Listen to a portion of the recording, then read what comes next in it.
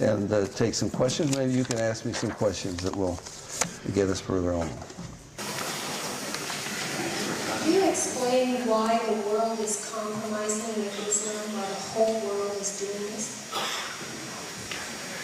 Can I explain why people sin? Why people are greedy? Why they're selfish? Well, as I said, it's satanic. Satan is behind it. He's the god of this world. The whole world lies in the wicked one. And he's blinded the minds of those who believe not. It doesn't make sense. You can't explain it any other way. I defy anybody to come up with a rational explanation of anti-Semitism, the hatred of Israel. Look, I've been over there a number of times. I've been in the Arab countries as well as Israel. In the loudspeakers in the streets, the imams in the mosques, on TV, everywhere, it is hatred for Israel. Israel must be destroyed. If I could just, I left my book over there. But anyway, one of my friends who endorsed my book, he's a former Palestinian terrorist. He tells us he was raised in Palestine. He was raised in Bethlehem. He tells us what he was raised on, what they taught him as a child. His nursery rhymes were about flying heads and body parts and murder and dying for Allah. This is what he was raised on, hatred of Israel. They must be destroyed. Now, I've been in Israel a number of times. I've never heard an Israeli vent hatred against the Muslims. They don't say Muslims must be killed, we got to take it over. So you say, how can it be so lopsided? It defies analysis. It's not rational. But there it is, exactly in fulfillment of the Bible prophecy.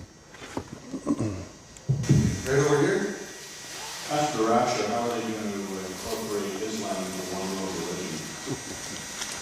I think they forgot what you said, brother. No, that's okay. Go for it. Well, now we get to something called the pre-trib rapture. In my opinion, this would be a very strong argument. I have arguments from the Bible as well. The Bible teaches it. Our brother, who was it, John, said it could happen at any time, imminency. There is no, in my opinion, there is no event that could possibly unite the world except the rapture. Where did they go? I don't know, 100 million people vanished. I don't know how many. Could be that many Christians in China. Not that many in Canada, I can guarantee you. And, not in America either. And not in Europe. NATO will be intact. But 100 million people, at least, vanished from this planet. Now, you can't even imagine that. Where did they go? Who took them? Why didn't they take me? Are they coming back for me? The only event that could possibly unite this world, Muslims, Hindus, Buddhists, Baptists, Presbyterians, there'd be a lot of them left too. Everybody is united against a common enemy that has absolutely terrorized this earth. I think that's the only thing that could, at that moment, I speak at a lot of prophecy conferences, and I go to the pre-trib seminar every year too, and unfortunately, and I'm sorry about it, they keep fudging now. They used to say, well, the Antichrist, that's going to be the catalyst of this whole thing. Well, it could be months, it could be years, you know, after the rapture, before Antichrist sets up his kingdom. No, it won't work. Nothing else would do it. The rapture will do it. I believe the United Nations is meeting an emergency session. Where did they go? Who took them? What can we do about this? And it's at that moment, Satan's man, he's always had a man ready, Satan's man steps to the fore. He can tell you where they went. I mean, I could give you a number of scenarios. Why? It was, beam me up, Scotty. You know, they were taken by some rogue civilization as slaves onto a slave planet out there. And I know where they went. I'm in contact with a intergalactic council, and I will get them back. You take my number on you, and that will be the pledge that you won't be taken, and I'm going to get the rest of, I mean, give you a lot of scenarios, but nothing would unite. And furthermore, one last thing, and I'm not dogmatic about this, I think the babies have gone. Jesus said, suffer the little children to come unto me, forbid them not. He said, I don't understand this. Maybe you can explain it, brother. But Jesus said of babies, of little children, their angels do always behold the face of my Father in heaven. I don't know what that means, but I think they have a special place. These are innocent. And I don't think he's going to leave them to the tender mercies of the Antichrist.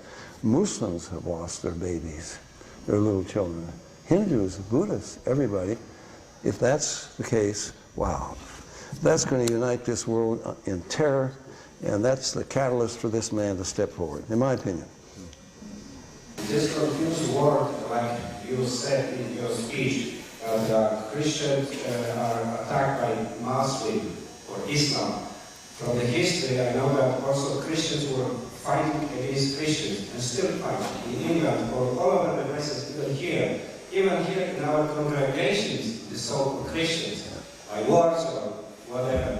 And now, how to put these things together?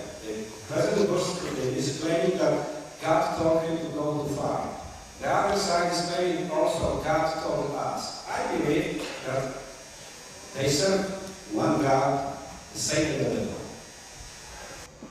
Now, I don't know whether you meant they serve one God. Who's the one? Who serves one God? Both sides looks like the same. Muslims? Muslims and No. so-called Christians No. are claiming that they serving their God. Yeah. But who's that God? Looks like Yeah. one God, Satan and the devil, because he's blinding their mind. Yeah. Jesus Christ said, true Christians never fight. Right. Okay. I never heard Bush say that God told him to do this, number one. He may claim to be a Christian, but he never said God told him to go in there and to do it, okay? Now, there is a big difference. You said Christians fighting Christians. Christians kill people. The Crusaders were not Christians. Right. They waved the cross. But what the Crusaders did, they did it in disobedience of Christ, disobedience of the Bible, disobedience of the example that Christ set. What the Muslim terrorist does, he does in obedience of the Quran, obedience of Muhammad and Muhammad's example, you see? So there's a big difference. Now, the Muslim would say, yeah, but what about the Jews? They went in there and they wiped out the Canaanites. Well, if you go to chapter 15 I wish I'd had time to get there, chapter 15 of Genesis, God says to Abraham, your seed that is going to inherit this land, they are going to be slaves in a foreign land for 400 years. Who are the slaves? The Jews. He identifies the seed that will inherit. Because, well, but Ishmael was a son, and so was Isaac. They had descendants. Which one is the seed? All right, the seed that will inherit this land, they will be slaves for 400 years in a foreign land. And then I will bring them out. Why does God say they'll be slaves for 400 years? Because the iniquity of the Amorites is not yet full. God sent the Jews. You get the boundaries of that land. He didn't say take over the world, like Muhammad says. He didn't say convert them with the sword. He said it's like Sodom and Gomorrah. 400 years from now, these Canaanites will be so evil that in my righteousness I'll be forced to wipe them out. And I'm going to use you to do that, and I will give you their land. Okay? Now, how do we know that this was the Jews that did it? How do we know they came out? I love the Bible. It is just fantastic. You cannot escape it. The Passover. Go to Exodus chapter 12. God says, I will give you a sign that you are the people. And he says, in the days to come, when your children ask you, why do we keep this Passover? You tell them, it's because we are descended from the people that God delivered from Egypt, okay? Now, who keeps the Passover today? Jews, not the Arabs, and so forth. And if you're not a Jew, you shouldn't keep the Passover. But anyway, I got a little off the subject, but they're not Christians who did that. Christians don't fight Christians. Jesus Christ as well. What? Jewish people rejected Jesus. That, of course they did. Of course they did, yes. Andrew Yeah. Barrett's going to talk about that next.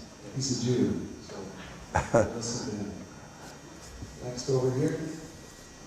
Brother Dave, I can assure you that I've been praying for you because I think, I read President I think that certainly you must be a marked man in some ways. I don't know many Muslims about it. But what I would ask you, you said there should be an outcry. What should I, as an individual Christian, as an individual believer, in a free land, be doing, aside from just praying fervently for Israel and the peace of Jerusalem? Yeah. Well, what should I be doing? What should even God in the ministry? They're strangely quiet. Well, so many ways. right. Well, you've got World Vision, for example. They're against Israel. Biggest charitable, Christian charitable organization in the world. They do nothing for Israel. They speak against Israel and so forth. But what should you and I be doing? It's not easy. I speak out on radio or television when I have the opportunity. I write letters to my newspaper. I'm from a little town of Bend, and I'll tell you how difficult it is.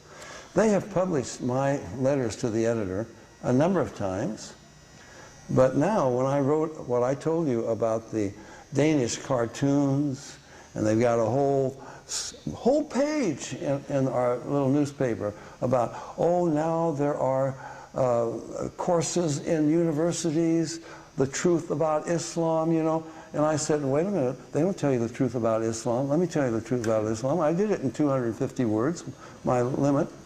They would not publish it. So I called the editor. Well, look, I'm an author of about 40 books. They're in 50 languages around the world. And I write a letter, which I think I worded very well, to the newspaper, and you won't publish my letter in your newspaper. It doesn't make sense. He would not explain to me why they wouldn't publish it, because they don't want to say anything against Islam, you see, but it's the truth. So you got a difficult task, but somehow speak out, write to your, I don't know what you call them here, your parliament members or whatever they are. Do everything you can to bring the truth. Please, I'm not trying to sell this book. We sell enough of them, but just get this in your libraries. Get it to whoever your top leaders are.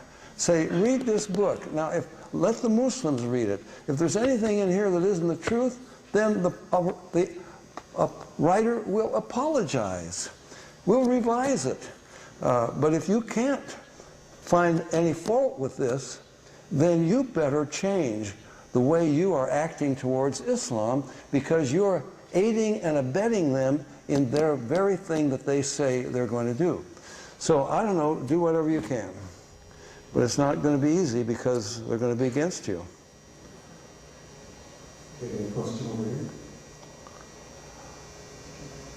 Did you know that in the Bayview Glen Church, there are over 100 Iranians that have accepted Christ as their Savior?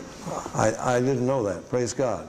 There are a lot of Iranians who have come to Christ. That's where I'll be speaking Sunday morning, Bayview Glen Church.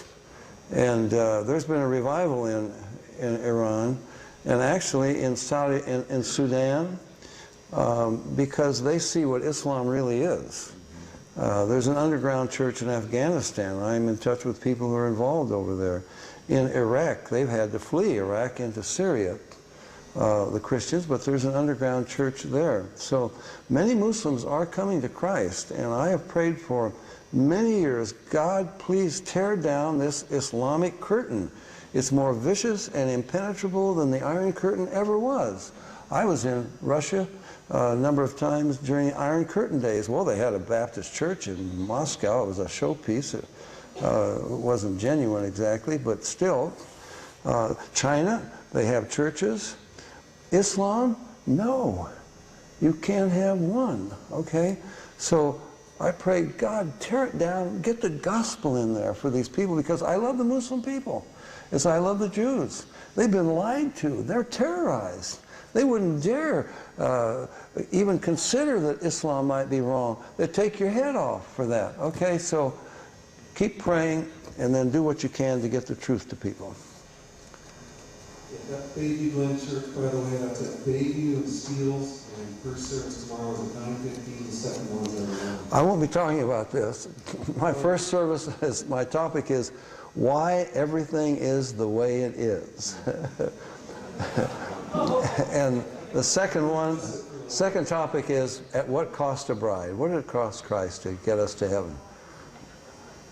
Who else has a question? Bruce Malone's up there too, folks. If you have a question on the creation issue. Does everybody know where Cain got his wife? Anybody interested in that, real quick? Okay. No. The reason it's a mystery is because we have all been trained to think like evolutionists. Things have always went on pretty much as they are today. Genesis chapter 5 says, in Adam and Eve had other sons and other daughters. Jewish tradition is, I believe they had 39. If our genetic code in the beginning was perfect, started to deteriorate afterwards, we lived very long lives because it took a while for that genetic load to build up. Brothers, sisters, cousins would have had no trouble getting married. Abraham was married to his half-sister. The only reason it's a prohibition is because the genetic load has built up to such a point that at the time of Moses, God instituted the moral law that says you are not to marry close relatives. Before that, it was common in all cultures. It's really no mystery at all, and it's an incredibly strong evidence that our genetic code is deteriorating rapidly. Over here. Question is, does Islam pray to the same God as the Christian does? Well, the Pope says so.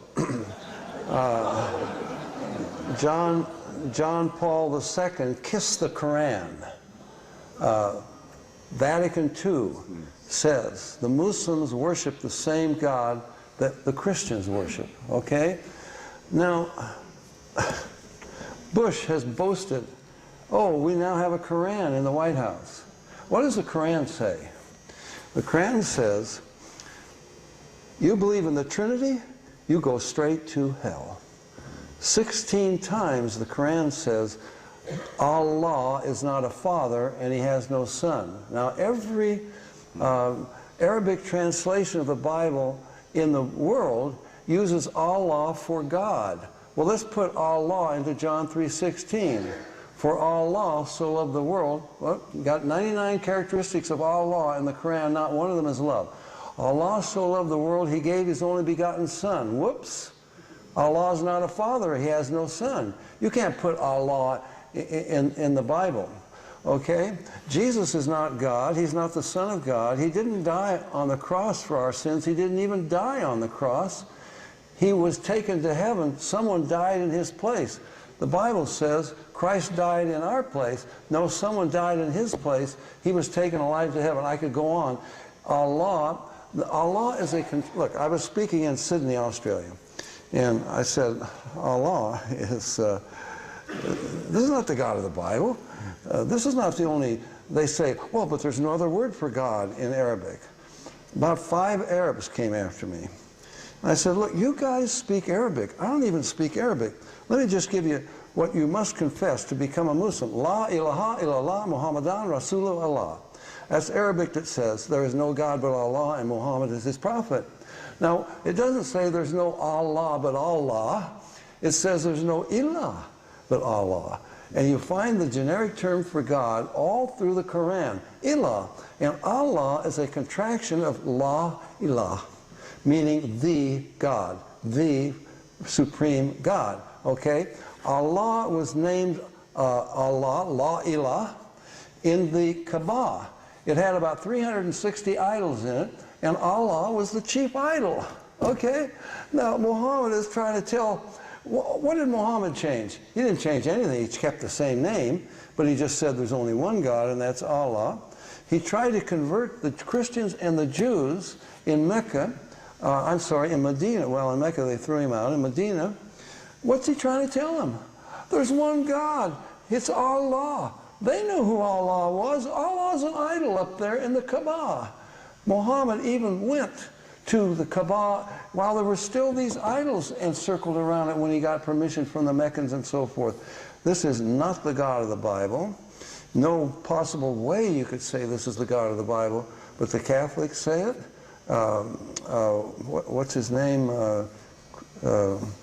Christian Research Institute.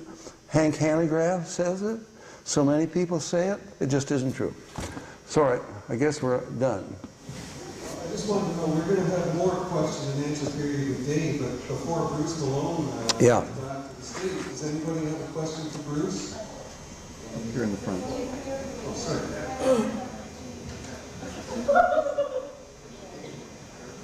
I have a paleontologist friend who, when we got to discussing about intelligent design and stuff like that, and I mentioned that book written by Frank Collins, and he said that his comment was that the science behind the so-called intelligent design movement isn't good science.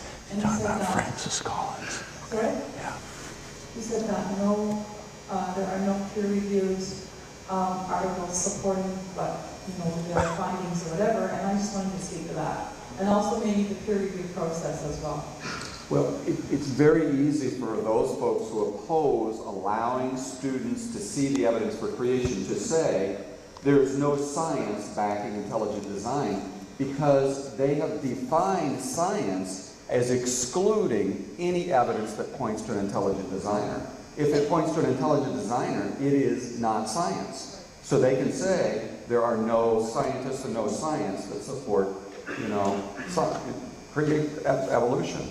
That's what they mean when they say that. Now, are they looking for the truth? That's the goal. Are they looking for the truth? Are they looking for what is reality, or are they looking for what has actually happened in the past? No, they're looking for what fits the current definition of science. That's what's so important.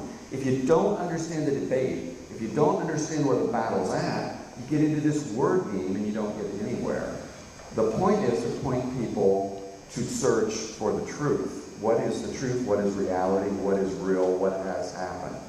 And I believe the majority of the evidence does that. Now, why aren't there stuff in peer-reviewed magazines? It was similar to a question that was asked earlier.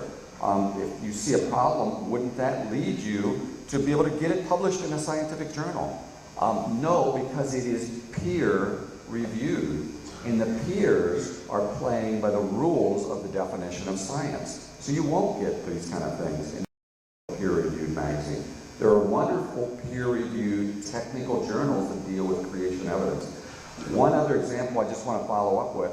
Well, if you came up with something like this helium that is definitely present in the rock, and it's absolutely no way it could be there if there wasn't rapid radioactive decay, leads to a very fruitful area of radiometric research. Wouldn't that person win a Nobel Prize? Amen. Thank you, gentlemen.